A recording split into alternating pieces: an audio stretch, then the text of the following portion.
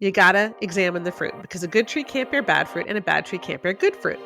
And when I say that, like, we need to look at the fruit, people often think that the fruit means people agreeing just like I do, people seeing God just the same way that I do. That's not the way Jesus talks about fruit. Galatians 5:22 and 23, the fruits of the Spirit, love, joy, peace, patience, kindness, goodness, faithfulness, gentleness, and self-control. Those are fruits. We're going to have relationships that are marked by those fruits of the Spirit. We're just going to do better, and we can actually measure that. That's the cool thing, is that you can measure it in surveys, and that's what we've done. Hey friends, welcome back to the Broken to Beloved podcast. If you're looking for compassionate conversations that provide practical resources to move toward healing and wholeness, then this is the place for you. Today we're talking with Sheila Gregoire about her new book that she wrote with her husband Keith, The Marriage You Want. Sheila is an author, podcaster, and researcher into evangelicalism and sex. The founder of BearMarriage.com. Together with her team, she has surveyed over 32,000 people for her books, The Great Sex Rescue, She Deserves Better, and her latest. Her goal is to change the evangelical conversation about sex to be healthy, evidence-based, and rooted in Christ. A graduate of Queen's University, she's married to her husband Keith, a pediatrician, who writes and speaks with her. And now, here's my conversation with our new friend, Sheila Gregoire. Sheila, welcome to the podcast. Thanks, Brian. It's good to be here. I'm very excited to have this conversation with you.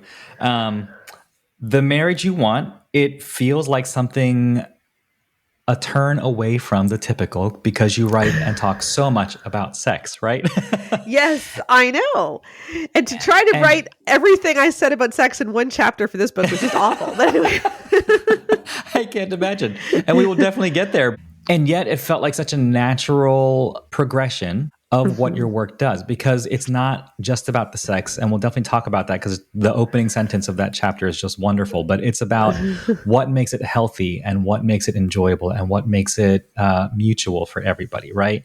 You start the book by talking about this idea that your team and you began to suspect that the trouble in Christian marriage and sex advice wasn't an absence of good teaching so much as it was the presence of bad teaching that has gone completely unchallenged.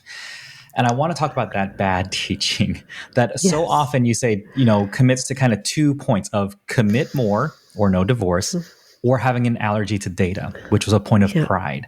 And you say that when you're trying to decide what advice is good, look at the fruit. What do you consider to be the good fruit of marriage? Yeah, because that's what Jesus said, right? Like, if you look in context in Matthew 7, he's saying, look, when there's different teachings, you got to examine the fruit, because a good tree can't bear bad fruit and a bad tree can't bear good fruit. And when I say that, like, we need to look at the fruit, people often think that the fruit means people agreeing just like I do, people seeing God just the same way that I do.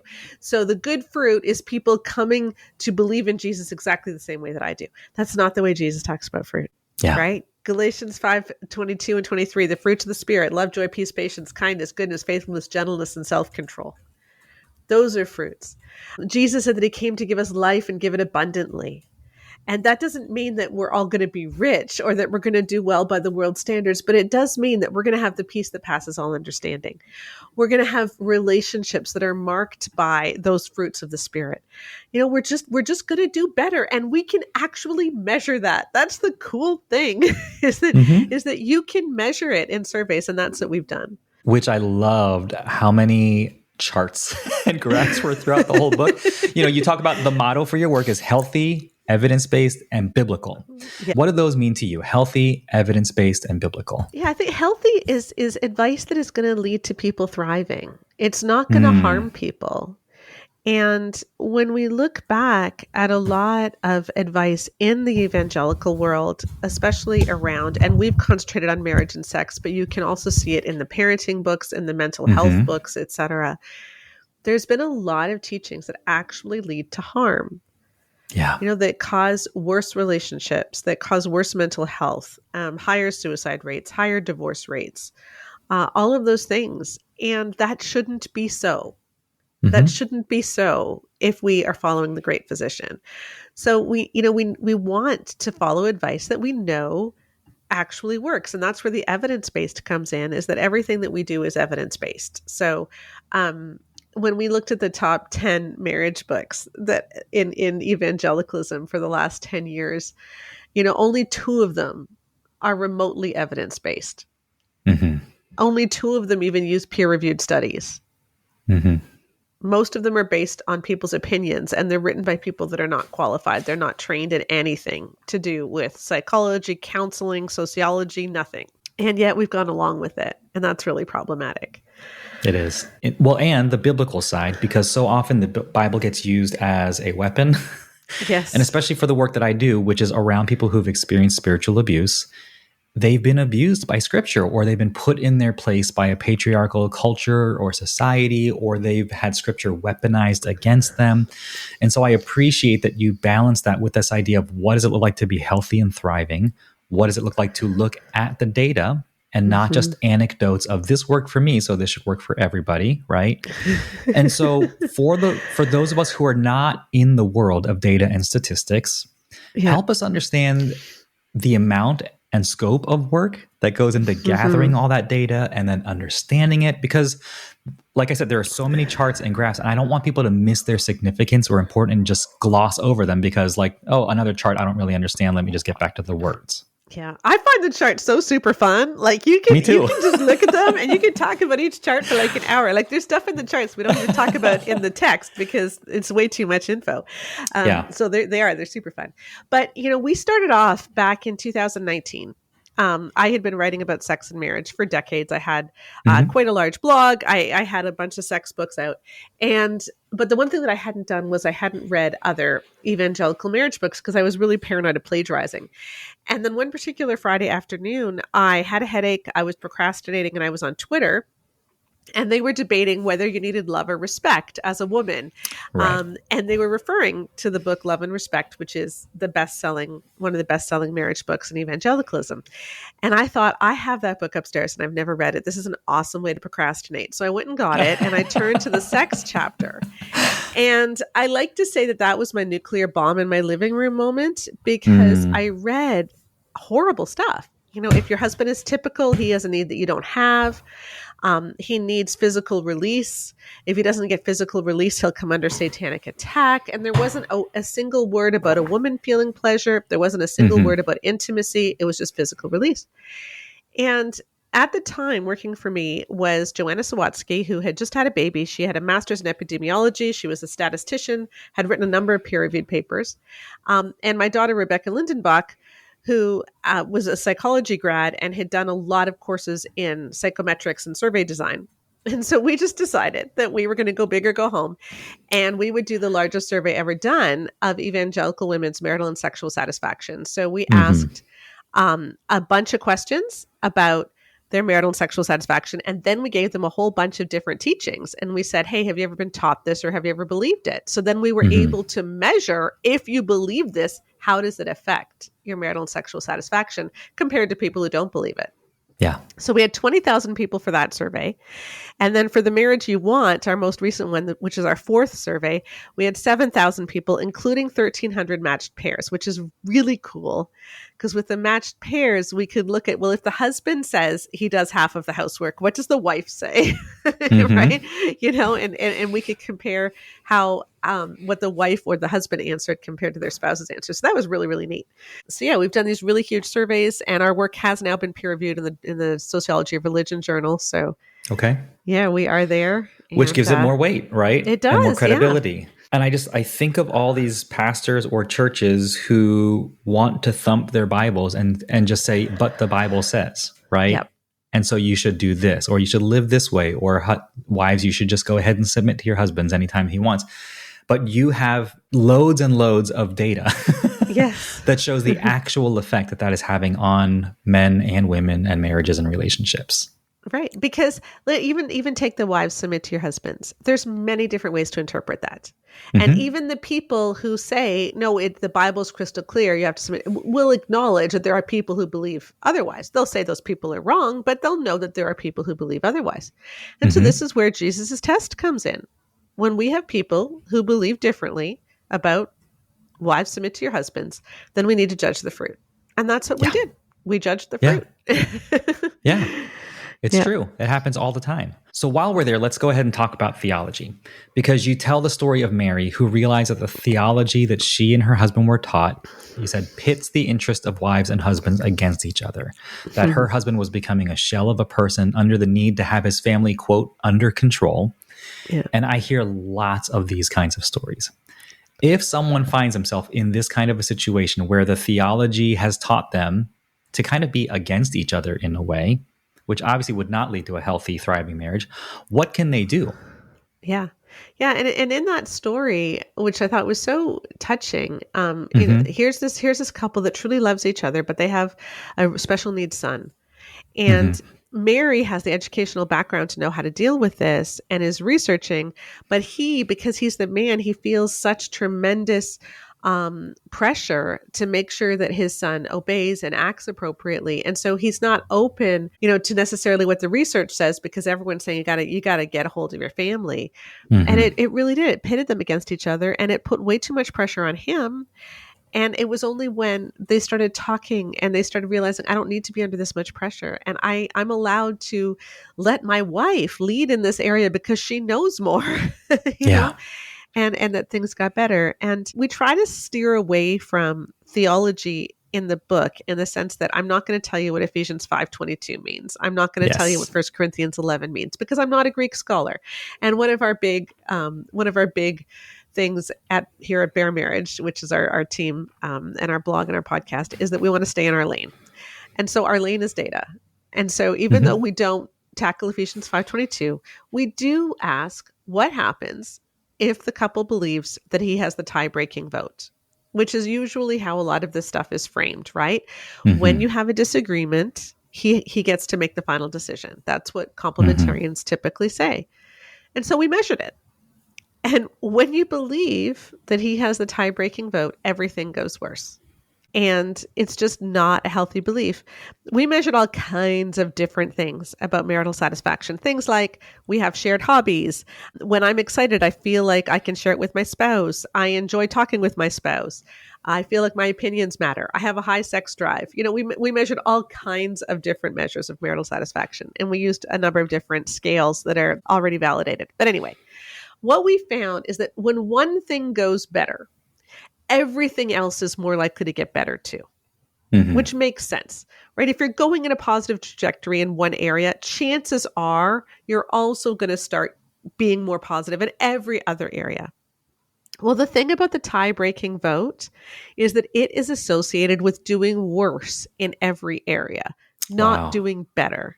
So when you believe that, everything is more likely to go worse. And yet that's what we're taught is from God. And it simply isn't. Not if you use the fruit test. Well, and I appreciate that you talk so much about partnership, and you talk so much about paying attention to each other, right? I also really appreciate that you say you won't find many one-size-fits-all answers.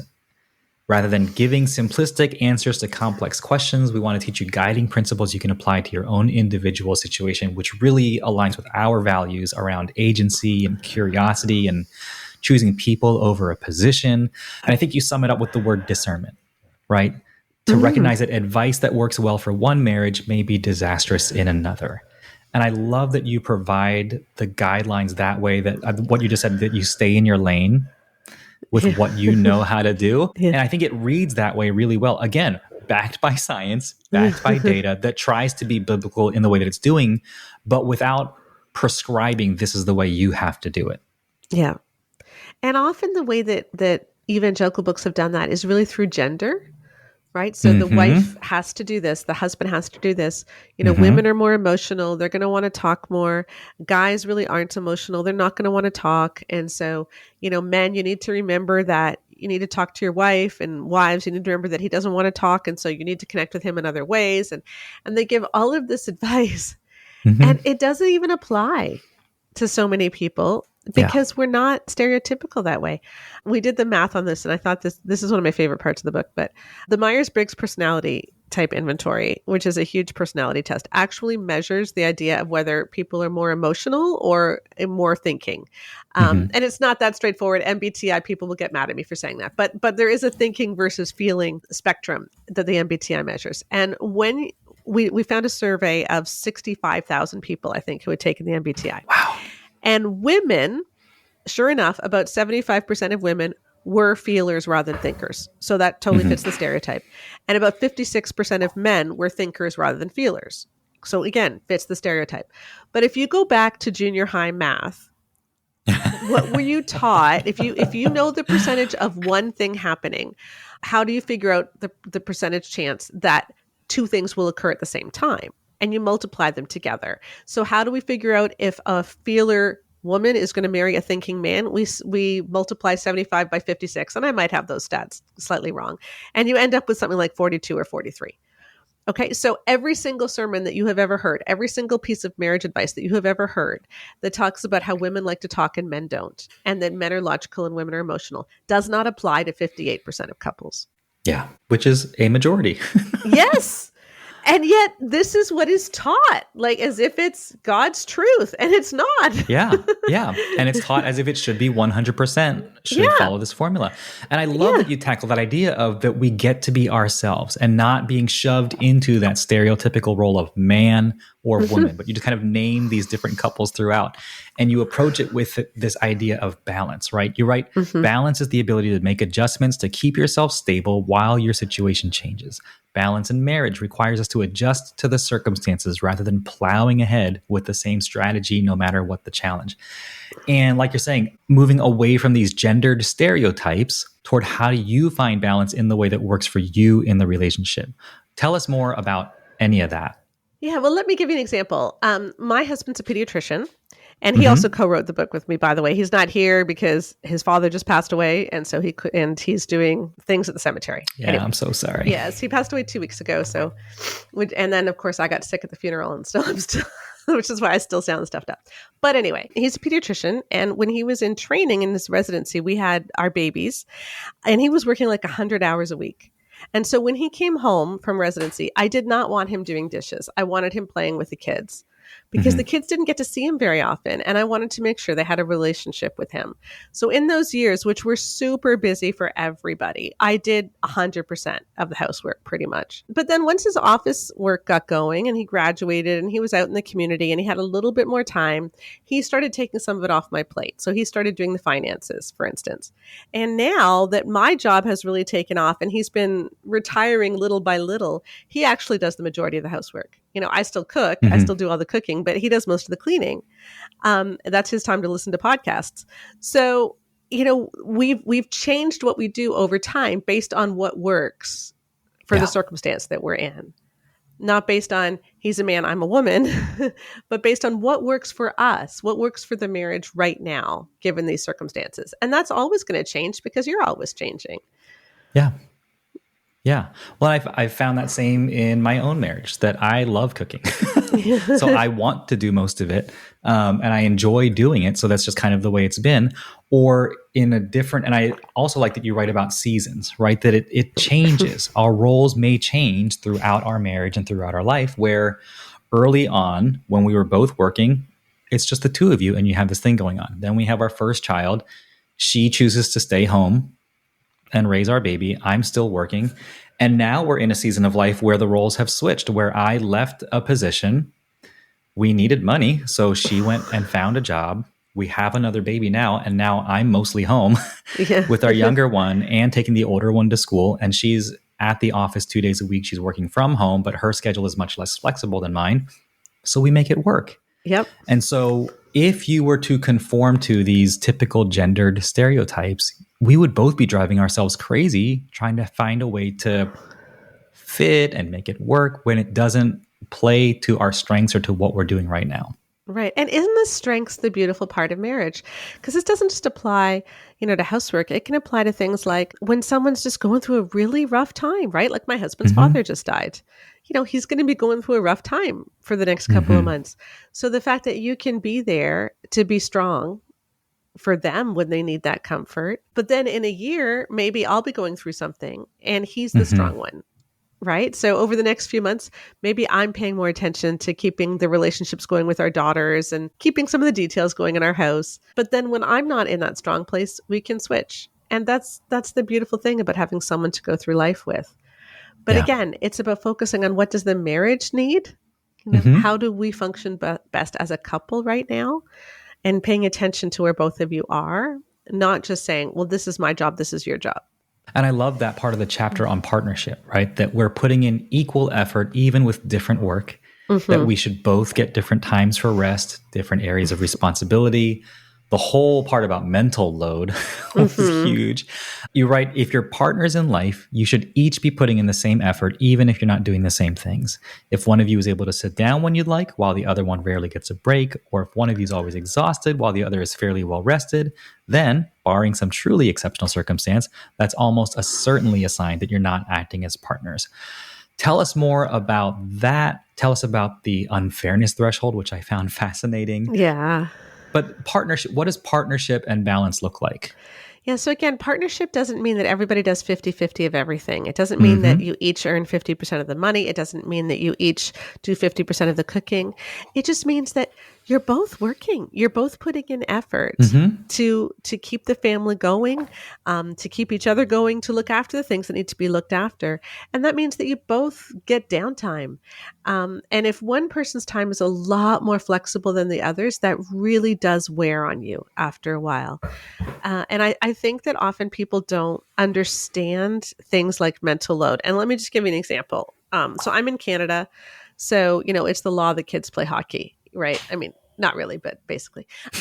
So, and if she were to ask her husband, can you take Johnny to hockey practice? It sounds like what she's asking is, can you put Johnny in the van and maybe put the hockey equipment in there too, and get in the van and drive him to the rink and then drive him back home afterwards?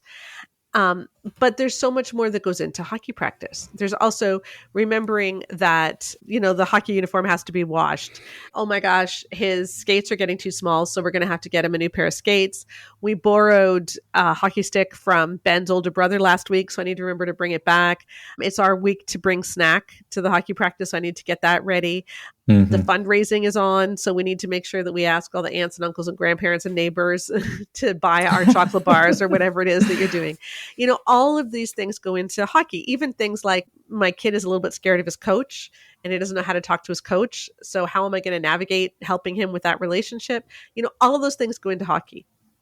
And if one person is carrying all of that, that can be really, really tiring. And if one person carries all of that, not just for hockey, but also for, our mother's birthday parties and the science fair project and like for everything, it's really, really weighty. And so what we suggest is everybody just take a few things.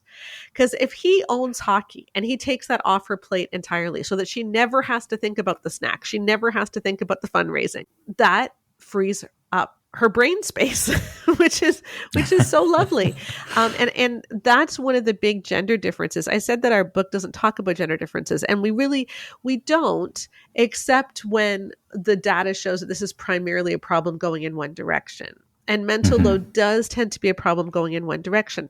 It doesn't mean biologically it goes in that direction, or even because the Bible says. It's just in our culture, it tends to be women who bear the mental load. And there's no reason why that can't be shared.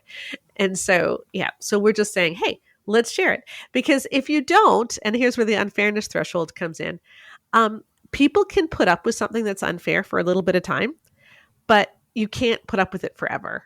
And we saw this same shape line on a chart in a number of different areas, especially for women. It didn't hold true for men to the same extent, but for women especially, you can put up with something in the first 5 years of marriage. You're not even going to find that it's that unfair. But by year 10, you're really getting bothered. And by year 15, you've just about had it. And by year 20, you're done. And your marital satisfaction has tanked. And we see this with housework. If she does more than 75% of the housework in year 5, and you ask her, hey, does your spouse do his fair share? In years 1 to 5, she's like, yeah, sure he does. But by year 10, she's like, no, he doesn't. And by year 15, she's mad. Yeah. So things that you can put up with in the first 5 years of marriage that seem quaint and seem like, oh, isn't this lovely how I get to serve him? Right. That wears thin. And we see it with housework. We see it with repair when there's a problem in your relationship. So if one person bears the responsibility of always making that repair, always being the first one to say, I'm sorry, I don't like this distance between us. What can we do to fix it? If one person is looking after both of the families of origin, so one person figures out mom's birthday gifts, figures out the 25th anniversary party, figures all that out, that wears thin. And so you just can't do things on an unfair way, because even if you put up with it for the first 5 years, you can't put up with it long term. So deal with it early. I appreciate it. It's so helpful to understand. There's lots of spotlights and flashlights going on in my mind of how guilty I am of some of that too. How do you work with couples where one partner insists that they are doing equal or maybe even more work and therefore deserve the rest, right? How do you help them to see that disparity? Because I also appreciate that you differentiate paid work and unpaid work, right? Yeah, because, a lot of people say, well, I work really hard at the office, and so I need to unwind when I get home. But interesting, studies have shown that the most stressful job is a stay-at-home parent, and that the people with the highest levels of stress and depression are stay-at-home parents. So the people who really need to unwind are the stay-at-home parents. But one of the tools that we use that people in our launch team really appreciated, and once the book has been out in the wild for longer, I'm curious what people are going to say about this, is something that we call the marriage hierarchy of needs. Yes. And here's how we explain it. We based it on something that Maslow said. He was a psychologist, and he said that all humans have a pyramid of needs where the things that you absolutely have to take care of are on the bottom of the pyramid. And then your needs that you do have, but they're not quite as important, are further up. So food, water, shelter, safety, those are fundamental needs. And then, friendship, having fun, and then self-actualization as you move up the pyramid. And the way to remember this is like, no one's worried about sex if you're getting chased by a bear, right? Like getting chased by the bear takes precedence. And it's the same thing in marriage. We have this bottom tier where we're just focusing on surviving. So let's get the kids out of the door for school. Let's make sure dinner is made and laundry is done. Let's make sure we have money to pay the rent. It's just getting through today and getting the absolute basics done. And that is where most of your energy is going. Once you've lifted out of that and you're more than surviving, you get to living, then you get to say, okay, let's work on our friendship as a couple. Let's figure out a job we actually enjoy. Let's find a church we enjoy. Let's work on getting a group of friends. You're able to think outside of just surviving, and you're able to focus on things that you actually enjoy that make your life better. And then once you've got that, you kind of get to thriving, where it's like, what was God calling me to do? What did God put me on earth to do? How can I pursue those callings? How can we really work on true intimacy? And that's what we want for our marriage, is to get to that upper tier. But you don't get there unless you're both there. Yeah. And what often happens is one person will be pursuing a calling that they feel they have from the Lord, right? Or pursuing their calling, like I've always wanted to be, a doctor. And so I am going to be in residency, like my husband was. But then your spouse is down there in the surviving tier. Yeah. And so if your spouse is in the survival tier because of something that you're doing, you need to get down in the trenches too and help them with those day-to-day things. Because your marriage exists at the lowest level that one of you is at. Yeah. And so if one of you is barely surviving, your marriage is barely surviving. And what often happens when there's discrepancies is that one spouse will say, well, I just feel like you don't give me enough sex. And the other spouse is saying, I am run ragged and I'm barely sleeping because there's too much on my plate. And those two are not the same, because compromise only works if you start on an even playing field. And a lot of people are not on even playing fields. Yep. And don't have the awareness, right? Or insight to even recognize that that's happening. And I love the illustration you use of the jars and the rocks, right? Which we hear oftentimes. Put the priorities, the big rocks in first, and then the gravel, and then the sand, or whatever it is. And your approach to balance versus compromise. And that idea, like you're saying, compromise requires you to be on an even playing field. And this idea that I think you say, feeling like you aren't getting your needs met in marriage doesn't always mean that your spouse isn't doing enough. It could be that you're focusing on the gravel while they're just trying to deal with the rocks. And I thought that was so helpful to hear. Yep. And this is hard to hear because all of us are a little bit entitled in some way. All of us are. Yeah. We all have areas where we're like, I should just get this. I shouldn't have to work for it. This should just be, I'm just owed this. Mm-hmm. But that's something that we really need to fight against in marriage, because when you're saying I'm entitled, what you're saying is my spouse should be doing something for me without me having to do any work. And that's not the way Mm-hmm. marriage works. That's not a true partnership. Well, and you say to arrive at that tier 3 level of marriage, the thriving, you need to travel together. One of you should not be enjoying some of the benefits of a higher tier until both of you have all of the benefits of the tier below. But that doesn't always happen. And I Yeah. think it's so helpful to recognize as people are going through this book, hopefully, that they kind of have their eyes open. It's like, oh, this whole time I've been getting to do what I get to do. And my husband or wife or partner, whoever, has just been down here on this level. And I pretty sure they've been trying to tell me, and for whatever reason I haven't noticed until just now. And I feel like that kind of level of awareness often gets accompanied by shame. Yes. Right. Yes. And then it's what we choose to do with that shame that becomes so important, because some of us want to just double down. It's like, well, I deserve this because I've been working for so hard. And then other people are kind of undone by it and they just go into a shame spiral. And then that's also not helpful. Do you have any ideas of how to approach that in a healthy way that communicates, hey, we are partners in this together. I'm seeing this now. What do we do to move forward? Yeah, even having that conversation that you just said is so important. Like, let's just say things to each other. And the problem is a lot of people don't have these deep conversations because you were never taught how to. Yeah. Right? It's like the only two emotions that men are allowed to have, or feelings that men are allowed to have, are like horny and angry, right? You're allowed to be horny and angry, and that's it. And then obviously happy, et cetera, et cetera. But when it comes to talking about shame or disappointment or loneliness, that isn't a comfortable thing for many people who didn't grow up with their emotions named. Because for a lot of us when we were kids, if we didn't feel good, our parents told us to go away because our negative feelings made them go into a shame cycle. And so we were never taught how to identify our feelings. We were never taught how to work through those feelings. We were just shoved aside if we had any negative feelings that made our parents feel badly about themselves.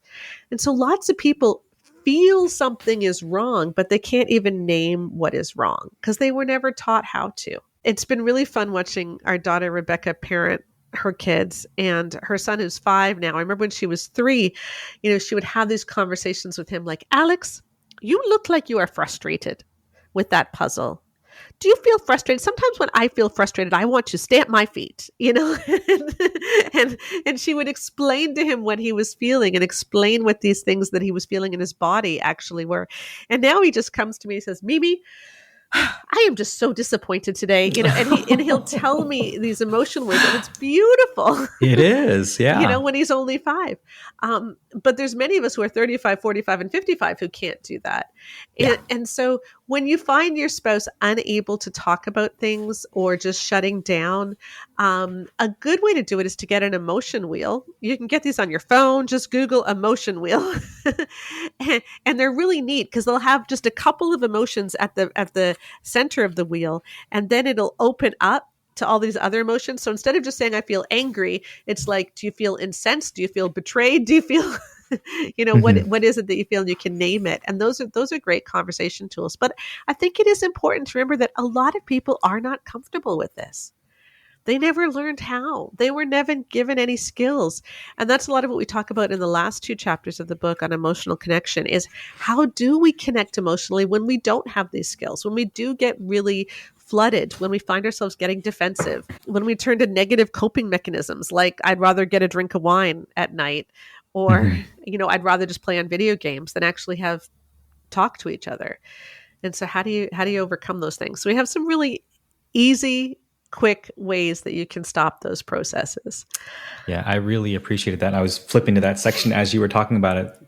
There's a whole section on emotional connection and this idea that when it comes down to it, the discovery was that the number one indicator of health is that connection, right? And so when I've been so disconnected from my feelings, when I grew up with no language or dictionary or vocabulary to name the things that I'm feeling in my body, what are the things that I can do? And I appreciate that. And I think you say at the end, connection has 2 ingredients, vulnerability and trust. Yeah. In terms of facing our emotional stories. How do we move towards vulnerability and trust when it's not something we've been taught or have learned or have been used to? Yeah. Because what intimacy really means is that I am able to share who I am with my spouse, and they are able to share who they are with me. Mm. But in order to share who you are, you have to be able to know who you are. You have to be able to Yeah. talk about it. And a lot of us don't. So how can you be truly known and still truly accepted if you don't even know yourself? Hmm. And many of us are in that position. So here's a really simple exercise, okay? Because the idea of let's just talk about our feelings. Well, no one knows how to do that. I mean, how do you do that? And that's and well, I want to start talking, having a deep talk every Tuesday night. Well, that's not going to work either. But here's something super simple that you can add to your day that can change everything. At the end of the day, instead of saying, "Hey, what did you do today?" Ask different questions. Because what do you do today mean? Well, I had 6 client meetings. I went to the gym Right. at lunch. I got this amazing chocolate brownie for dessert. Like what it doesn't mean anything, right? You're just telling them facts. But instead, ask, what was the moment today when you were the most in the groove? Like I am doing what the Holy Spirit put Mm. me on earth to do. I feel energized. This is amazing. And what was the moment today where you felt the most defeated? Like, I hate this. This is terrible. I never want to do this again. Because those are 2 emotional moments. And so you're giving your spouse 2 emotional windows into your life. And we started doing this, Keith and I started doing this about 10 years ago when he was working in a different city. So it was a 45-minute commute, but then because he's a doctor, sometimes he'd have to stay on call, and he wasn't home that often. And so we were talking on the Hmm. phone, and I'm not a big talker. I don't like talking on the phone. So it was just awkward. So we started doing this instead because it was fast. We didn't have to talk for an hour, but we still felt like we connected. And I found after a week that the moment that I felt the most defeated was always the same. It was when I checked my inbox. I just was overwhelmed by everyone's stories. And that was when I hired someone to start going through my emails for me. And it made the world of difference. But I don't know that I would have done that without that exercise, because it doesn't just help you learn about your spouse, it helps you learn about you too. Yeah. Because when you have to figure out when was I feeling most defeated today, it's like, oh yeah, I really don't like doing that. Now, Yeah. why don't I like doing that? And then you can have those conversations. Why did that bother me so much? What am I scared Yeah. of? What am I feeling? And those are interesting conversations to have. They are. Well, and it's a beautiful example of the way that when we're able to tap into our emotions, they have really practical benefits Mm-hmm. in the ways that we live our lives, in the ways that we make decisions, and what we choose to take off of our plate, or different things like that. You're talking about this ability to be in tune with myself and know myself as part of that connection. You also talk about the second greatest commandment, which I love because I love Yes. talking about it all the time. It's like that we are to love our neighbor as ourselves, and that my Mm-hmm. spouse is also my neighbor, but it also includes me. And there Yes. you go on to share data from John Gottman and others about the balance and sharing of love and respect and power. This idea that so often we see people who think too much or too little of themselves. We already Mm-hmm. talked about the husband as a decision maker or tiebreaker paradigm. For those who are dealing with this kind of dynamic, or coming Mm-hmm. out of a patriarchal culture or an authoritarian culture or marriage, and are trying to find a way out of it, how do they learn to love themselves again so that they can love Mm-hmm. their neighbor or spouse? How do we find a sense of worth?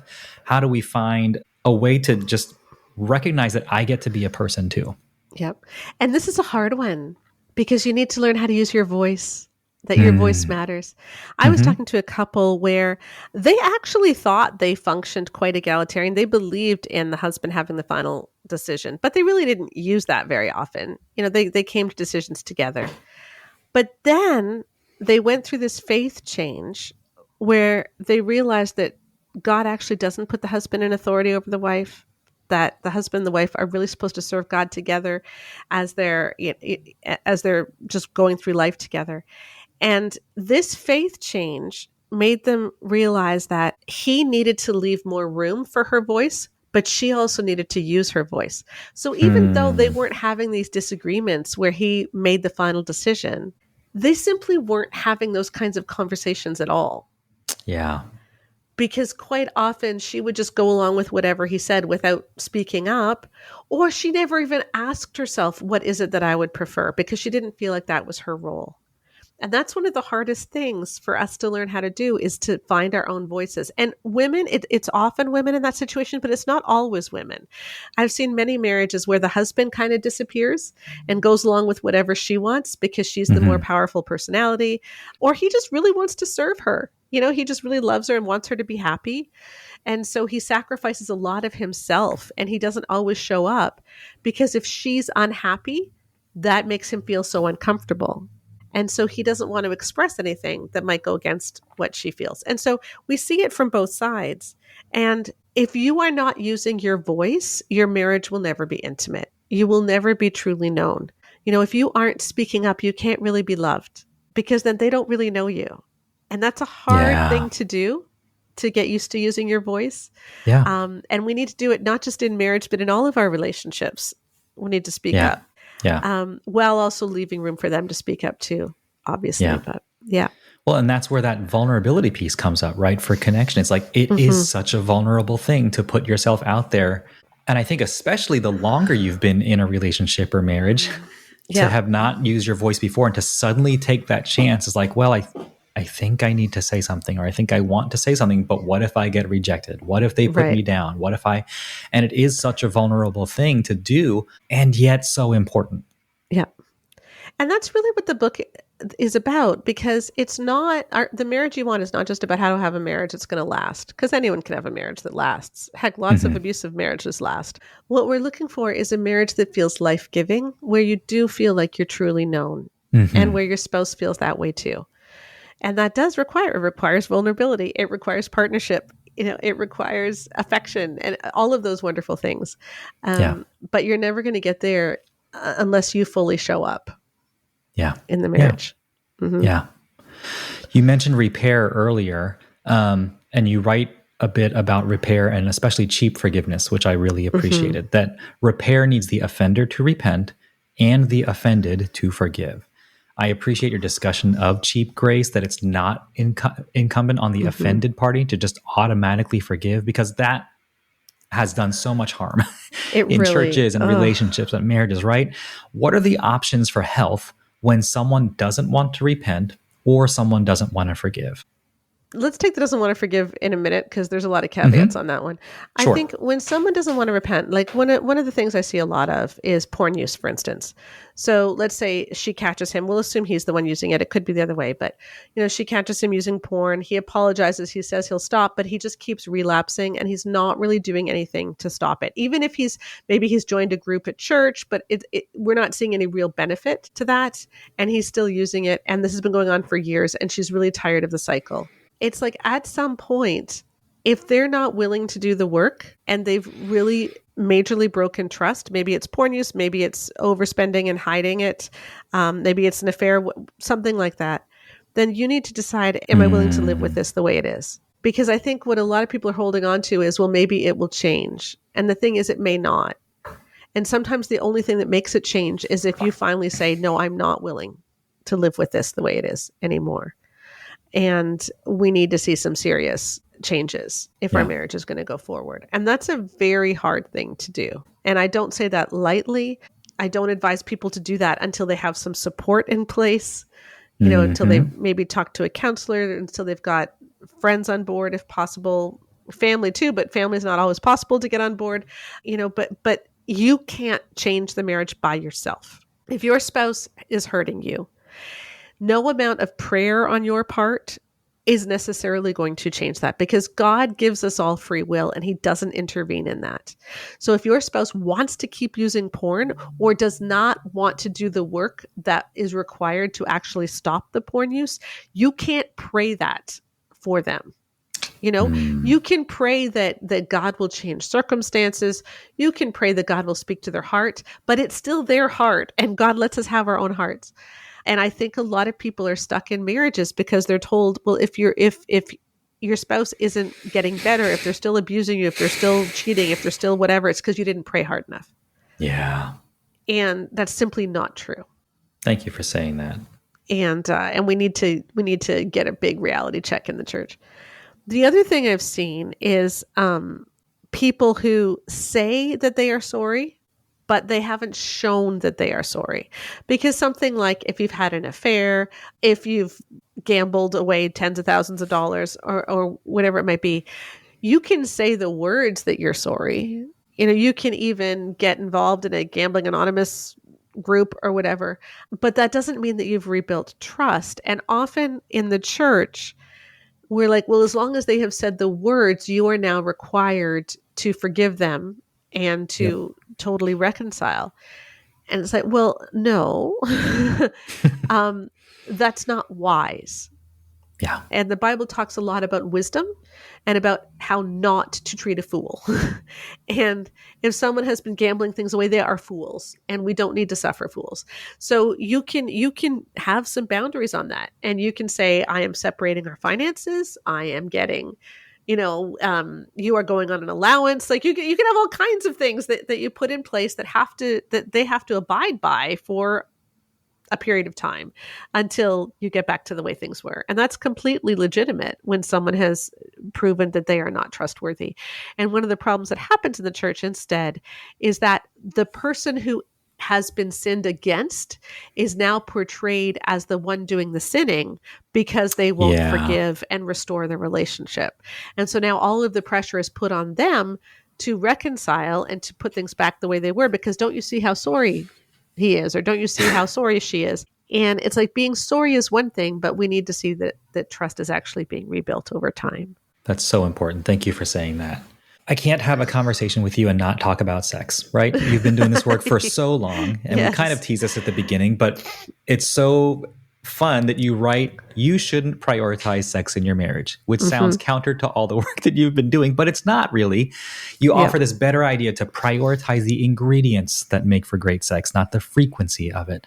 And talk about what your research has shown in terms of that foundation and the ingredients of, and then I have a follow-up after that. Okay, so here's the thing.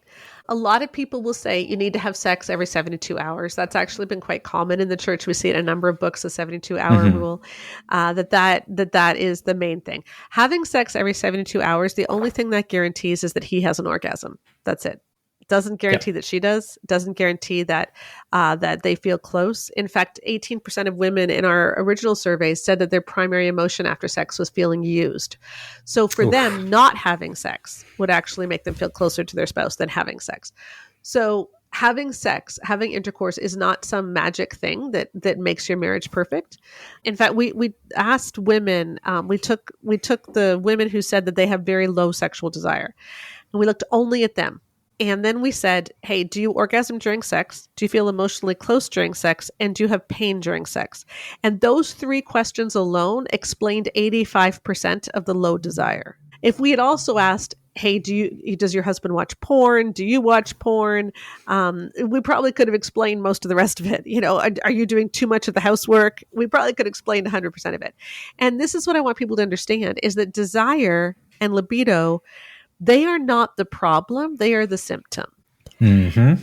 And so if you try to create a sex life, which is mutual, where you both feel free to have sex, where desire is free to build and there's no pressure, which is intimate, where you both feel fully known and nobody feels used, and which is pleasurable for both, then chances are sex is going to happen quite frequently.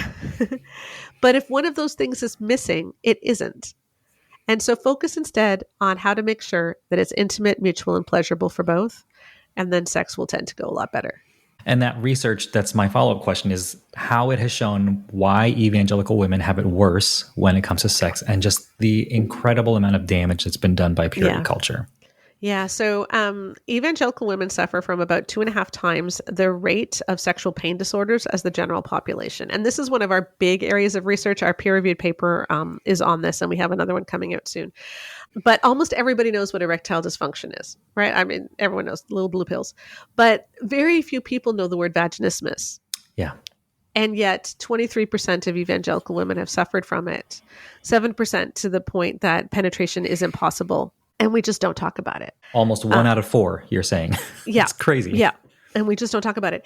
And what we found is that evangelical women are far more likely to have it because of certain things that we're taught. So the obligation sex message is a big one. A wife is obligated to give her husband sex when he wants it. Teaching modesty messages to girls in high school is a huge one, that you need to cover up so that you don't cause your brother in Christ to stumble. All of these things are related to higher instance of vaginismus. Even waiting for marriage for sex is too. Not that I recommend having sex before marriage, but the way that we do sex on the honeymoon makes vaginismus more likely, because chances are she's having sex when she's totally unaroused and she doesn't feel like she has a choice, because now it's my honeymoon and I have to. Right. And so all of these things together, all these dynamics produce this toxic mess where she's more likely to experience sexual pain, which is probably also one of the reasons, all these toxic things, why there's a bigger orgasm gap among evangelical couples than there are in the general population in heterosexual couples. Yeah, so 48% of women say they almost always or always reach orgasm in a given sexual encounter, compared to 95% of men. So we're sitting in a 47-point orgasm gap. Yeah. It's a wide gap. Yeah. And especially when you talk about that foundation being pleasurable for both. Yes, because it's, people think that women's orgasm is just not necessary, right? Yeah. Or a myth even. So, yeah. Mm-hmm. Or the purity culture or lack of good sex education has left this awful gap for usually evangelical kids or young adults growing up who just have this complete lack of understanding of how the female body works, or how arousal works, or how sex can work. And yet these are the people that we have going into the world thinking, I should just get what I want. Yeah. Yeah. And so, and that really was how we started this whole project, was with the Great Sex Rescue. And, in the Great Sex Rescue, we were specifically looking at all of the terrible teachings around sex in that book, and trying to set it straight. And in The Marriage You Want, we're trying not to do that as much. Like, we do take on some things, we do take on some of the teachings, but on the whole, we're just trying to build something healthy from the ground up and say, here's what it's supposed to look like. And our prayer is that this book maybe isn't quite as controversial as most of my other ones, because I'd really like it to do well in some of the churches that maybe don't treat women as well, and so that's really our prayer. Because I think, we're not trying to tackle the theology head on. We're just saying, look, this is what works. This is what works. Yeah. This is what the data says works. Yeah. And we're hoping that makes it palatable or acceptable, even for some I that are still thought in it was those incredibly helpful. I kept reading sections to my wife out loud as I was going through it. And I mean, the hierarchy is so clear, and just having that visual of, my wife is dealing with rocks and I'm dealing with gravel. It's like, this is not the same thing. Or the idea of balance and partnership and communication, I think, was so helpful. You've been respected in this field for so long. Is there something that you wish someone would ask you, or a topic that you find important but not talked about enough? That's a great question. I mean, the thing that's always on my mind that I've never quite understood exactly is, how did things get this bad? Like, I've got my own theories and I've been trying to figure it out, but like, how did we get to the point in the evangelical church where a pastor who barely has any education beyond a Bible college degree can write a marriage book and be considered an expert? Yeah. Like, I saw some ARCs, like early advanced copies of a book that's coming out soon, and they were touting this author as having marriage counseling expertise, and this person hasn't even gone to university. Like, they have no credentials, but they've just been counseling their friends. And so this is called marriage counseling expertise. It's like, that's not expertise. Yeah. And publishers should know better than this, but they don't. And so my question is, what I'm just trying to figure out is, how do we get people to stop hating science so much and to actually, care if someone's qualified to say this stuff? Because I think a lot of the reasons that the things got so bad in the church is that people who weren't qualified were given platforms.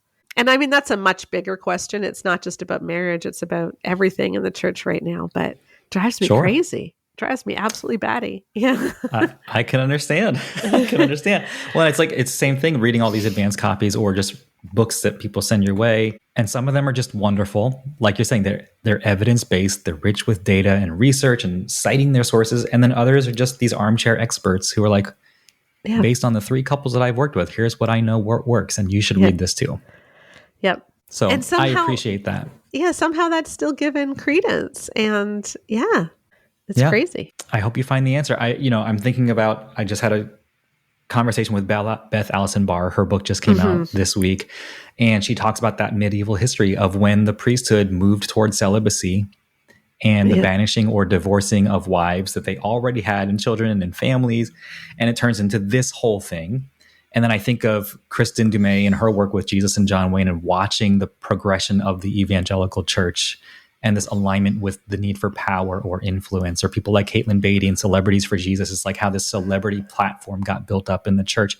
And it feels like all of these things come together to create the monster that we have today. Yeah. And it is both the confounding question of how did things get this bad? And also, how did we let things get to where they are today, to be so allergic to science and data and these things? I think it's going to be a question we're asking for a long time, and I hope we move towards finding those answers.